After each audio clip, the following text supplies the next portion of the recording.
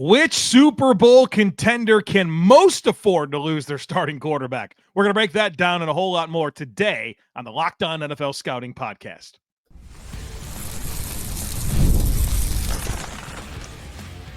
You are Locked On NFL Scouting with the Draft Dudes, your daily podcast for NFL and college football scouting. Part of the Locked On Podcast Network, your team every day. What's better than this? It's guys being dudes here on the Locked On NFL Scouting Podcast. We're the Draft Dudes. I'm Joe Marino from Locked On Bills. He's Kyle Crabbs from Locked On Dolphins. And we are your NFL experts here with you daily to talk team building across the league on the Locked On NFL Scouting Podcast with the Draft Dudes, part of the Locked On Podcast Network, your team every day. Want to issue a big thank you, shout out, and welcome to our everydayers. Those of you who never miss a single episode, we appreciate y'all being here very, very much. Joe, happy Friday. We made it. Preseason started last night. We're into the weeds now. It's Friday here on the program for Takes on Takes. What do you got for us? Well, we got is a very confused Kyle Crabbs based on your reaction to my cold open, which desired effect achieved there. Because we have some interesting things to get into today. People could send in some good stuff. I guess it shouldn't be that outlandish of a take because the team won the Super Bowl with a backup quarterback like in the last 10 years. It's happened. So yeah. All right, let's do it. Takes on Takes, weekly episode where we give our takes on your takes. We start with this one from Haikar, who says, totally not irresponsible reactionary to the preseason. Take, of all the Super Bowl contenders, the Eagles are the one that can most afford to lose their starting quarterback. I did a little something here that I think will lead to a good conversation. Okay. You know, you and I do this thing during the summer where we grade every roster and every component of the roster is graded and weighted and we stack them all up. Well, the fun part about that is we can remove any variable that we want, whether it's the quarterback, the coaching, the defensive line, whatever you want to eliminate, we can still rank the roster. So what I did is I went through and I have our roster rankings minus quarterbacks, inclusive of coaching, because I think that would matter. Okay. You know who the number one roster in the league is? Probably Philadelphia. You're close. They're third. Number one roster in the league. The only thing you're taking out is the quarterback. Without the quarterback. But the coaching's included. Coaching, and I think it should be, right? Don't you? Oh, man.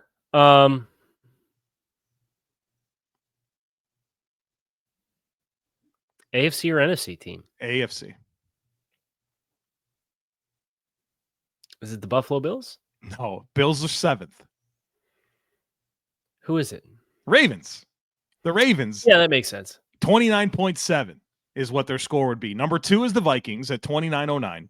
The Eagles are number 3 at 28.17. And I think the genesis of this take was what Tanner McKee did last night for Philadelphia. So you need to wear purple. It's helpful. The first reaction is top 2 teams are the purple teams. Yeah. That's why you push play on this podcast for that, for sure. Do you have the rest of the top 5? Yep. So Eagles 3rd, Broncos are 4th, Steelers 5th. We'll go Chiefs 6, Bills 7, Packers 8, Rams 9, Niners 10. So the data that we've put together suggests that it's Baltimore, but I would disagree that it's Baltimore. Well, yeah, especially Cooper Rush didn't look great last night. No. I know it's week 1 of preseason, so you don't overreact to these things, but you want to be able to tie the preseason games in where you can here on the program. Sure. Just very stylistically, although could they become a grind you out? I mean, their potentially third running back, Keaton Mitchell. He looked nice. Like he'd be a starter in Dallas. Just throwing that out there, right? Like, yeah. So could they turn into a 12 personnel, grind it out, play action heavy, play really good defense and win games? Yeah, I think that would be a viable, but it's the electric element of Lamar and outside of structure that I think, and he obviously hasn't had that marquee postseason success yet, but he has the trait to do the thing that so often becomes the essential factor lately. Yeah. I think the answer to this question is Pittsburgh. If you think of Pittsburgh as a Super Bowl contending team, I think they're the team that can most afford to lose their quarterback. Because that's the piece of the puzzle that I'm most concerned about. And I'm not sitting here pounding the table for Mason Rudolph, but I'm also not saying that I'm that concerned. You're if we had to drop off from Aaron Rodgers to Mason Rudolph is the smallest. Right, and I think it's also the team that's least dependent on the quarterback, or they've told us that over the last 3 years, that it's not a quarterback-dependent situation for them to be decent. Now, I mean, look, I know they're tired of the first-round, blowout, but I don't look at these other teams and feel like they have much of a chance without their starting quarterback, while I look at Pittsburgh and say, you know what? I think they might be okay. Any other thoughts? I think I would not put the Mason Rudolph-led Steelers in the Super Bowl conversation. I wouldn't either, and I don't think any team that we just talked about is going to the Super Bowl without their starting quarterback. But I guess if you had to pick one, to me it's Pittsburgh. All right. Next one comes from Cap. Cap has a nice short one for us. Micah Parsons will not be traded. Yeah, I think so. I think the way this would need to go in order for Micah Parsons to be traded, you're talking about missing legitimate games, probably multiple, creating a fuss and distraction along the way. And it's happened before. Jalen Ramsey did it in Jacksonville. And he sat out games with an injury. And Micah right now has low back tightness. Yeah, I bet he does. How legitimate that is, you don't want to assume, but like that's right. The slippery slope of how this has become a trend. I would agree, though. I think Jerry will eventually throw the money that's required, and it's just going to be a poorly aged contract relative to what the next half dozen players at that position get that are upper echelon contracts. They're not going to touch what they end up giving Micah to make this go away. John says NFL rookie contracts should only be 3 years while keeping the tag for the 4th-year option on first-round picks. They should be able to negotiate a contract after 2 years. You know who's not going to like this? Fans of teams that are good. Well, and also the teams. Oh, I get one less year of cost-controlled entry-level workforce. Like, you know who else is not going to like this? The veteran players that are like, I won't say bubble players, but like, there's a certain tipping point where if you spend enough money, then they have these tools like the veteran salary benefit where you can get more than the minimum salary, but you're only credited against the cap for minimum salary to make these players more attractive. But like, if you're spending more and spending it faster and spending it earlier for your prime players, the trickle up effect, or technically trickle down effect, into your veteran players that are in years 6, 7, 8, they're going to feel that, I think, if they're not stars. So I think the teams and the Players Association would have disinterested reasons to do this. And the only people that would like this are the 1% rookie contract players. Well, and I wouldn't even say all of those, because I think this skews heavily towards the really good players on rookie deals. Right. That's why I said the 1%, the 1% of those players. I think it overlooks, day 3 picks that maybe it doesn't all come together in 3 years, that 4th year of a low-cost deal is going to keep them employed. So I don't think there's that many wins. There's not enough wins here for this to make sense for me. There shouldn't be, but we know how rules typically skew. Right. All right, fun stuff to get to here on the other side, including an idea surrounding Travis Hunter that I've never considered. I can't wait to talk to Kyle about that. We'll do it here next. Folks, be sure to stick with us. You ever wish managing your money felt easier? With Monarch Money, it can. Whether you're growing your savings or planning for a big purchase, Monarch puts you in the driver's seat. It's like having your own personal CFO, giving you full visibility and control over your finances. Monarch Money is more than a budgeting app. It's a complete financial command center. You can track all your accounts, investments, and spending in one place. So in addition to managing your money, you're also building wealth. When I first started using Monarch, I realized just how much I was spending on food delivery. Now I budget smarter and I save more. It's surprising how much certain spending habits can add up, and Monarch makes it easy to identify them. So take control of your finances with Monarch Money. Use code LOCKEDONNFL at monarchmoney.com for 50% off your first year. That's monarchmoney.com, code LOCKEDONNFL for half off your first year. This episode is presented by Yahoo Fantasy. Fantasy football is back. Fire up the group chat. Get your draft board ready and buckle up for a season filled with breakouts, busts, and all the overreactions we live for. It's all going down on Yahoo Fantasy. This year and every year I play on Yahoo Fantasy, and you should too, whether it's your first ever league or a vet that's in your 1 millionth league. I've used Yahoo Fantasy for years, and I love how smooth the draft day experience is. It's easy to set up. The mobile app is awesome, and the Smack Talk hits just a little different on those message boards. To celebrate 28 years of fantasy football greatness, Yahoo Fantasy is dropping 28 big new features over 28 days throughout August. To kick it off, they just dropped Yahoo Fantasy Guillotine Leagues, a killer new way to play fantasy football on Yahoo, where the lowest scoring team each week gets eliminated until there's only one team left standing. With the season right around the corner, now is the time to get your league together and give this new mode a try. If you're more into the classics, you can still play in head-to-head private leagues or join a public league. Stay tuned for more killer announcements and start playing Yahoo Fantasy Football now at yahoofantasy.com/LockedOnNFL. You guys got any joint practices? Yeah, it's with the Bears next week. Okay, Bears. We're double dipping with the Bears because I got them today. Yeah. You get the Giants? Giants on your schedule? No. We get the Jackson Dart debut tomorrow. See what that looks like. Exciting. Yeah, I mean, I think that is part of the excitement, right? Of preseason games. It's not just seeing the players you care about most in your team. It's like, all right, we're playing against this team, and they've got these players. Right. And, I put my flag in the ground for X, Y, and Z. Like, yeah. It's like, let's see if I'm right. Yeah. Cam Miller threw a touchdown pass last night. Nice. Just saying. All right, here's this big brained idea for Travis Hunter from Jacob. Jacob says, as a Jags fan who didn't like the Hunter pick, the talk about him playing both ways in the same game isn't his upside. The upside is that you get 2 shots at making it a good pick. If he flops at receiver, move him to corner and see how he does there. 2 chances for 1 pick. Yeah, I think it's a lot of the margin for error where you potentially have a good corner, you potentially have a good wide receiver. You could have them both, and that's a different thing altogether. You're adding an extra roster spot on your 53. You're giving yourself more week-to-week flexibility if you have injuries in those respective position rooms to use more or use differently Travis Hunter to cover for both your wide receiver room and your cornerback room.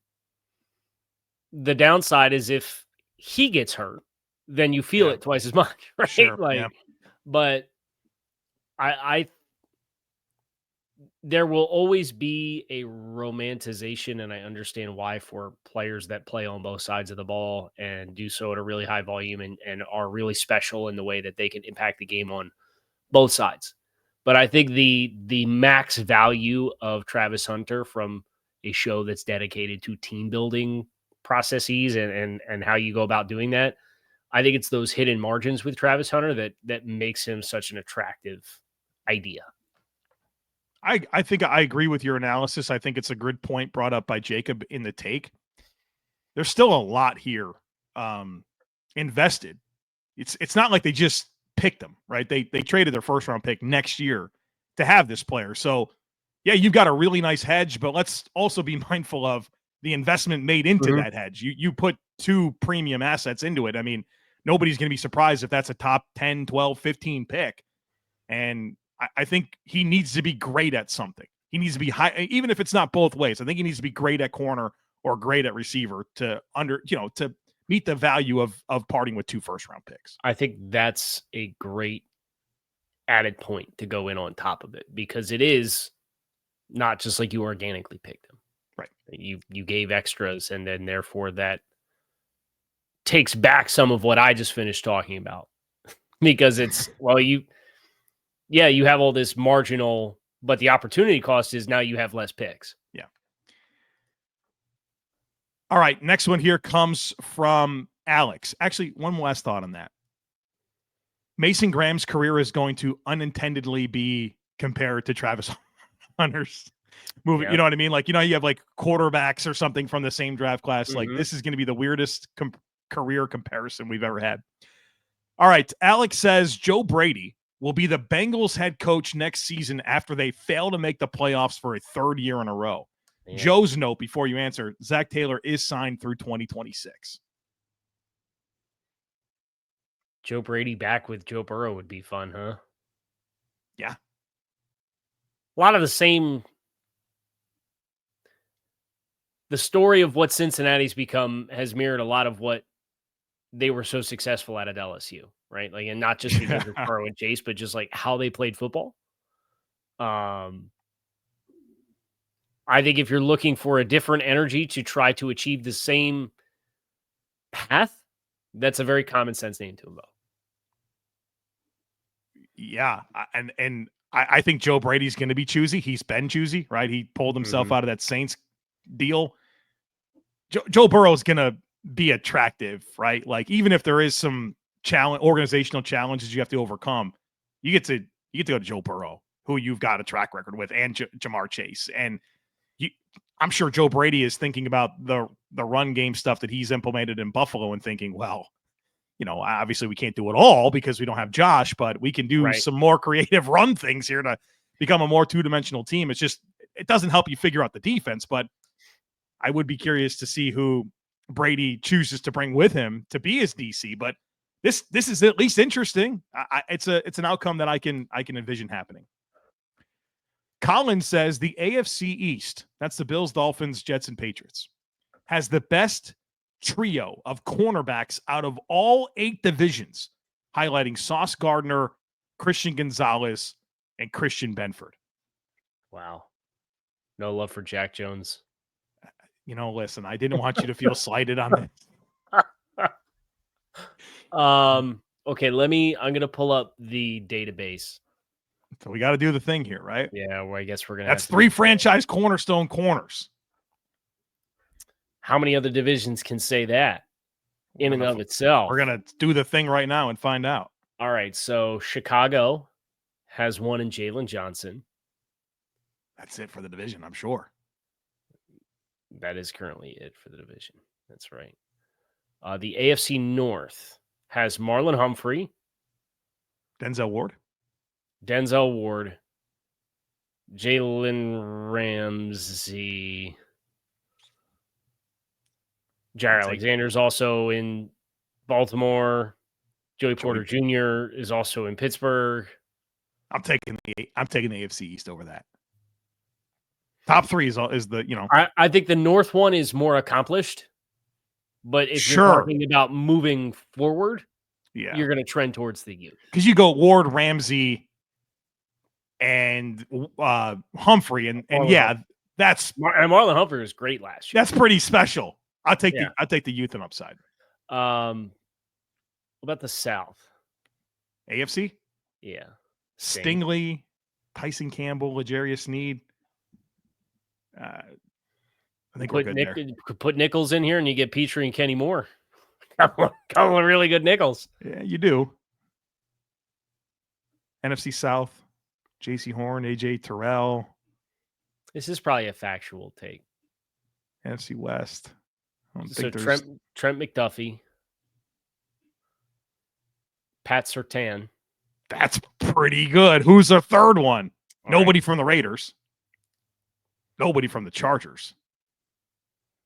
So it's going to be either Christian Fulton, or Riley Moss or Jahdae Barron. It's an interesting conversation. I'm sticking with the East. I think the AFC North has the best claim. I will say this. If Jahdae Barron's the player that I think he is. Oh, well, yeah, that I gets think interesting. this will be a really hard decision. Yeah. All right, fun one there. All right, coming up next, little Hall of Fame debate, and we got to sneak in a food take as well. That's coming up next, folks. Be sure to stick with us.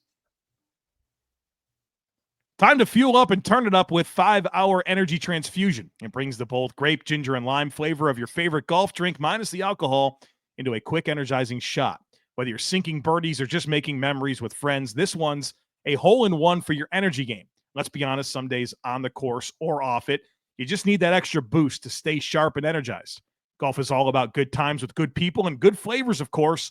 The grape, ginger, lime flavor gives you the best parts of your clubhouse go-to without chasing down the bev cart. If you go to 5hourenergy.com today, that's the number 5hourenergy.com. You can use my promo code LOCKEDONGOLF. That'll get you 20% off your order. This offer is only valid until September 30th on one order and cannot be used with other promotions. This code is not good on subscription orders. Whether you're meeting up with friends or trying to turn 18 holes into 36, get the energizing boost you need to power through. Order transfusion-flavored 5-Hour Energy shots today.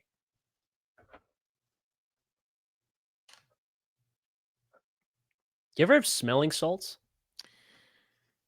I never have. I've never had them, but I've never wanted to try them more. I know I never have. It's the thing this week has been obviously with the NFL memo, and George Kittle joked on NFL Network about thinking about retirement. And then the Players Association sent out the memo on Wednesday night, and they said, hey, never mind. It's not banned. They just said that the teams can't provide them for the players anymore. And then Marlon Humphrey's like, yeah, I just bought like a grand's worth of smelling salts on Amazon. Yeah. The last 2 days, I've seen like 5 different radio shows that had the guys like get smelling salts and try them on the air. Oh, we should do this. You want to do it? I've never done it. I've always wanted to. I've always thought to myself, maybe I could do some better PRs. Like if I would hit some smelling salts and I could suddenly like throw up more weight than I could. I mean, I need to try this. But what an overblown story, though. There's not. It's a nothing burger. It's an absolute nothing burger. You got a BYOS now. Well, I'm on Amazon. You can get 100 count of sticks for $70. That's a little much. Is it for? I mean, if you're what? No. It's not much for them, but it's much for us if we're talking about, oh, we should do it on the show. I'm not dropping. I'm not. Yeah, but that's the 100 count. I don't need the 100 count. They've got plenty of options here. $14.99. Himalayan what about this salt one with the snowman on it? You see this? I just typed absolute zero hype in a bottle. # no free pub, but you're getting free pub. It's got like this horror film looking Frosty the Snowman. Oh, I see that. Glowing, yeah. This is definitely the one I want. You could probably get this at a gas station, I'm sure. Not for the week, it says. Oh, for lifting, focus. This is what I need. I need this when I sit down and grind some tape. Yeah. All right. Let's order it and do it at some point next week. Done. Okay. Done. Now we got to do it. We're committed. We're going to do it. And we're probably going to do it like on the open of a show and then like be revved up for the show. Boy, what an episode that's going to be.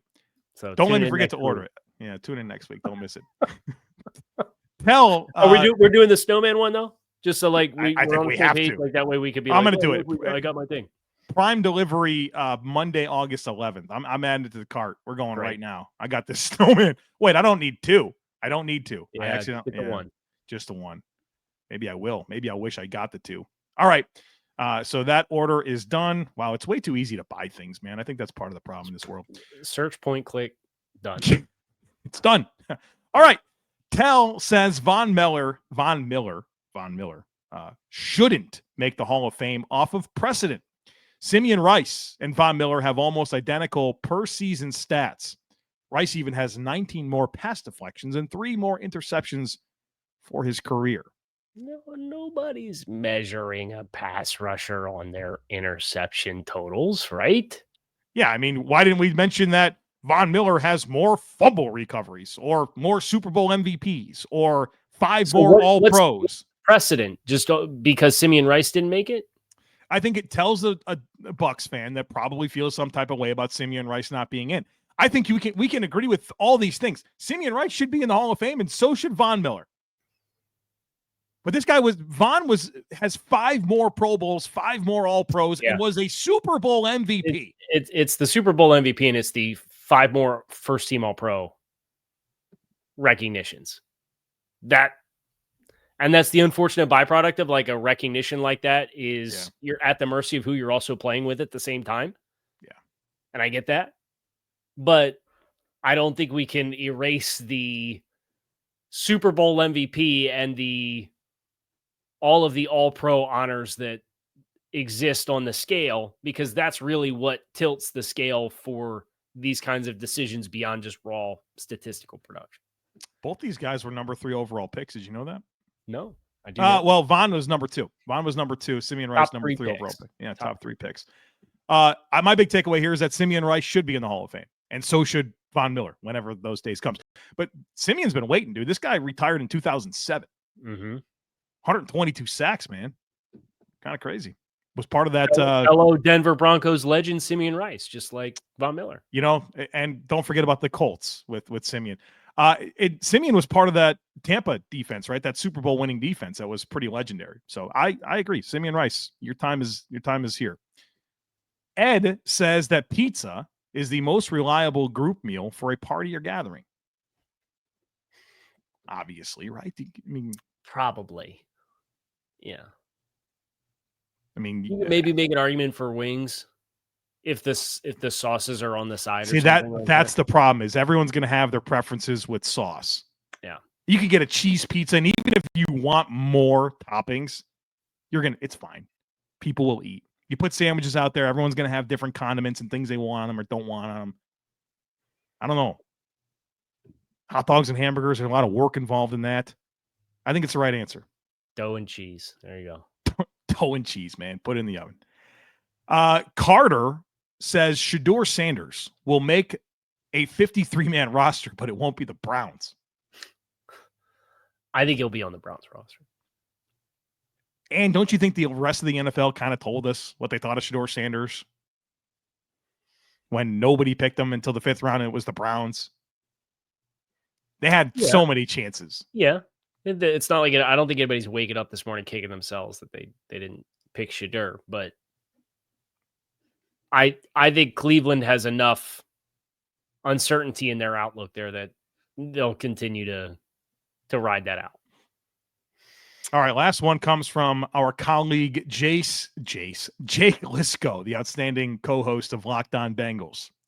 Covering 32 teams is hard, so most preseason analysis from many platforms is just based on last year and basic analysis of flashy offseason moves. So people should listen to their local Locked On podcast for great detailed insight about individual teams. I agree. I think that's a great take. And people who are in the weeds, for you as a fan who's really invested, I probably spend equal to marginally more time working really hard to have well-informed opinions across the league than I do just being all in on. Like, I think about what life would look like for me if I was all in on Miami. Boy. And I didn't care about the rest of the league and I lived in the bubble. Right. And I do think if you're like a beat reporter, it's helpful to have the surface level understanding of what's happening across the league. Right. Mm-hmm. So I think there's pros and cons to living in each realm, and it's very hard to do both from my experience. It takes a lot of extra to do it. But that's to say those who have the ability to really lock in on a singular team, they're going to give you the best understanding of what's happening, because I've lived in that world and I've also lived in the national world and done so simultaneously. I know how hard that is to balance. I think you'd probably agree with me that the national work that we do makes us better covering the local team. I would say so. Yeah. Especially when we start to get into like it matchups. Gets a lot better perspective, right? Like every fan base thinks their team is cursed with injuries this year. It's like, no, I know. Like, guys, this is just everybody. This is it. You see the Chargers injury report the other day? I mean, the man. Slater thing, but it's like, whoa, it made me pause. Like, oh yeah, I am nervous about a kicker. And a safety. Hasn't been practicing. Najee Harris with the offseason incident. Slater goes down. Now Mekhi Becton's not practicing, right? Like, it's just, and teams, some teams, it feels like it happens to bigger players with more frequently, but it happens to everybody, right? Like, it's the unfortunate nature of the beast of this sport.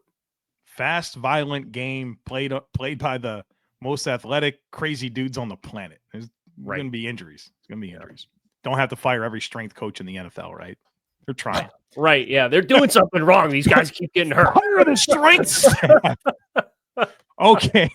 Yeah, man. The last 4 years running. Dude, thank God you're saying that. Same here, man. It's like, can we just be honest about this? It's a high injury risk game, and Right. it's part of it. The players got to do what they need to do to protect themselves from the things that are avoidable, but there's certain dynamics of this sport that are just inevitable. Yeah. Right. And everybody you play long enough, everybody is a 100% injury rate when it's all said and done. We're good.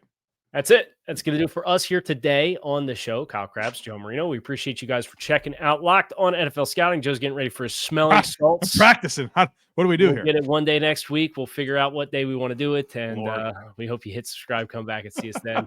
We're out of here. Appreciate you guys for checking out the show. Enjoy your weekend.